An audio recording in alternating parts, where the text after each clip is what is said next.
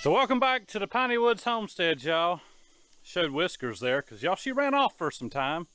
We thought something had happened to her, and I'm afraid something may have happened to her. Yeah. She's looking awful pregnant, y'all. Yeah. I don't know why she ran off and then came back here. I guess because we were feeding her. So I guess we're going to have to take care of that situation at some point. Yeah. Well, and we were going to, and then she disappeared, and then she came back like weeks and weeks and weeks later. So. But she gave us some nice, really cute kittens that we are thoroughly enjoying, and so are my parents. They've got a couple of them. So, what do? You got to take care of them, y'all. So we're going to take care of her too in time. But for today, what are you doing? Cutting lettuce for tomorrow's market so I can get it washed and packaged, and then I'm going to come help you. I may have it done by the time you get done. I doubt it. Y'all, while she's cutting lettuce, I got some other stuff to do. Thanks for stopping in at the Piney Woods homestead. We appreciate you being here.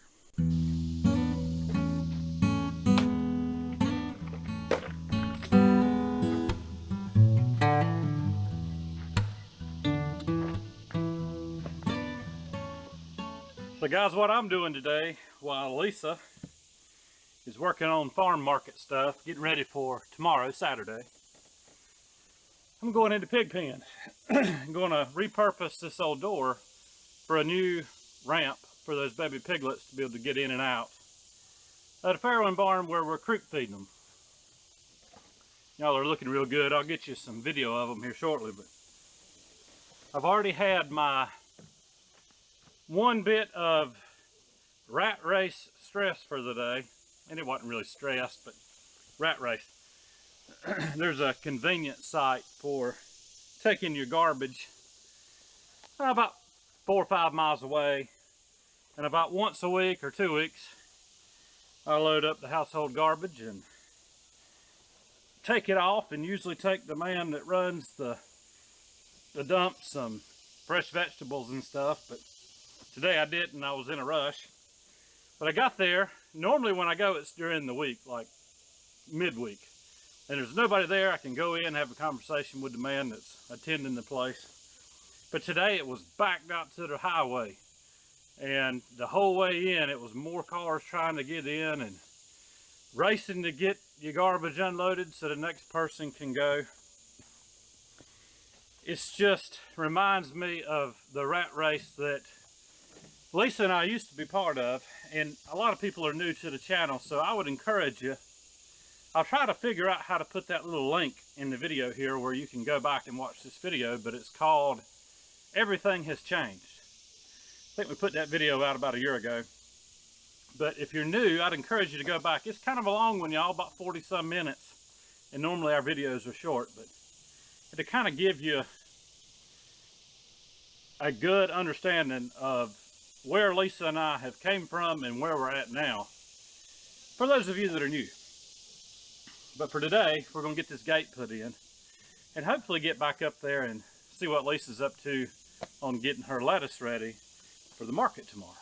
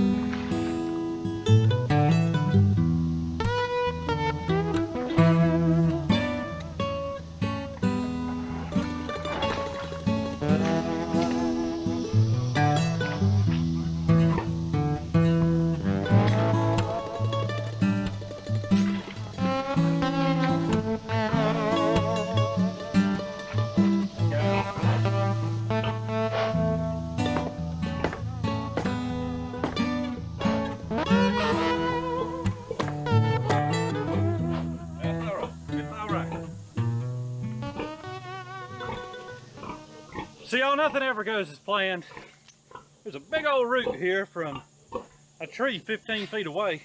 It's kind of in the way, but I'm gonna make this thing work, y'all. It ain't gotta be perfect. I'm just making it so these pigs can get in and out and not get stuck outside once we turn them out.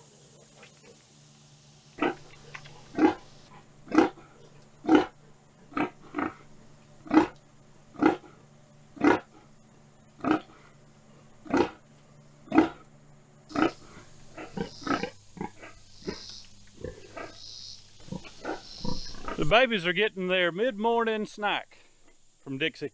And y'all was afraid that Rosie would hear the commotion and come up from her slumber way back in the woods. Want to come in here with me and try to help. So pulled back some hog panel here and just tied it up with a piece of electrical line to hopefully keep her out of here so I can get this ramp done.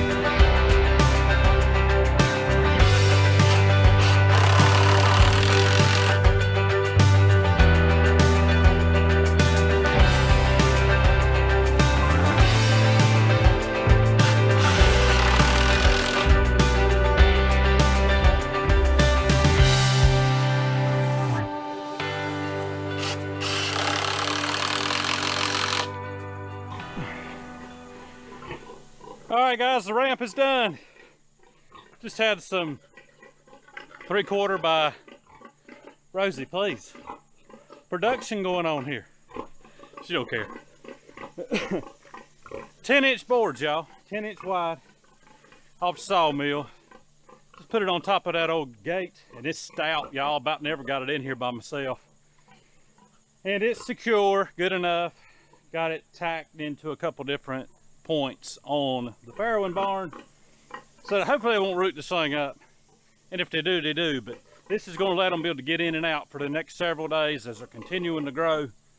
And y'all, before long, they don't even need that ramp. But probably what we'll do before we breed again next year is get the excavator down here, clear us a path through the woods, through the trees over here, bring some extra fill in, some dirt, pack it in there real good, because it just turned into a mud hole out here. We used to farrow and contain all of our pigs in a 32 by 18 area out here until they were weaned at 8 weeks, and then we would sell them, turn them out into the top end area or whatnot. But y'all, it worked great the first season. It was dry, but then when it got wet, this clay out here just retains the water. So we didn't do that this year.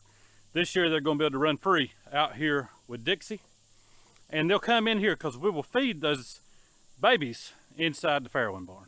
Creep feed them. If you are new to raising pigs and you've got to do something similar to this with a ramp, throw you some shavings over it. That's what we'll do. We'll bring some old shavings down here that we've got in the building and put on top to kind of cushion this, because pigs that are raised on dirt, their feet are soft, y'all. It's not like a concrete hog in a hog house.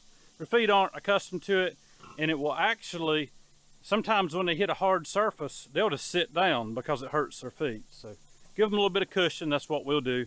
And we won't turn these guys out, y'all, till tomorrow morning.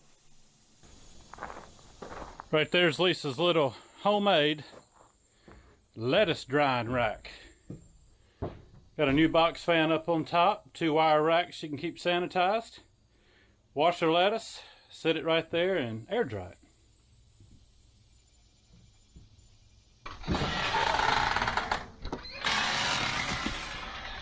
I was showing off your lettuce drying station out there. How does that work? Pretty good? It works great, yeah. And it's cheap. It's cheap, and you can sanitize the wire better than you can plastic, stuff like that. And it works great with the fan blowing on it. Dries it much quicker. We'll show off some of this lettuce you've been working on. We've got it dried and just letting it chill. And that way you don't have condensation in the bags when you package it. But looks good to me. Yeah. And what kind of lettuce is that again? That's the Muir Sabotvian type lettuce.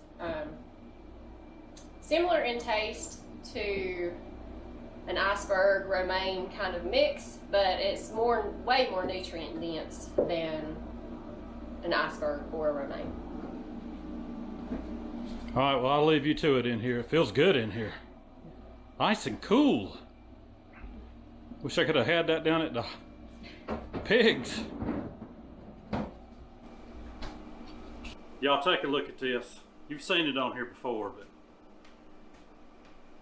if you could only smell that. You're shadowing it. There we go. If you could only smell it. That's the tack room. And here's the Piney Woodsman. Smell like a man. It's hard to get. The light is reflecting it. Smell like a man. And you can only get it in the farm shop Wednesday afternoons, 3 to 6.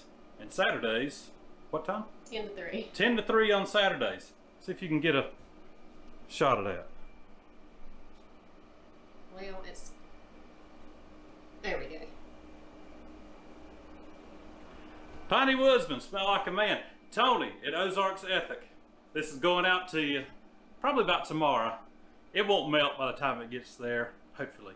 But like you said, if it does, you got beard oil. Y'all, I say the only place you can get that Piney Woodsman beard balm is right here at the farm market. And that is true, but if you really want it, you want to try it, shoot me an email. We'll give you an address. You can send $10 plus postage. Oh, and don't forget those rich men north of Richmond. They're going to want their cut too, so got to factor that in. But guys, we appreciate you hanging out with us at the Piney Woods Homestead. And I really do like the beard balm, y'all. Go back to that for a second. I've tried all kinds of stuff since I've grown me out a nice full beard, and I wasn't happy with it, so we made our own. Organic, raw, unfiltered beeswax, the heavy dark stuff. Shea butter, unfiltered. I believe that's out of Africa. Creamy butter. And castor oil. I guess it's the same castor oil you can take a swig of if you got something ailing you. I'm not sure. I don't know that I've ever actually drank any castor oil. Pretty sure my parents have though. Anyways, guys, y'all have a good day, a great week, and Lord willing, and the creek don't rise too high. We'll see you on the next one.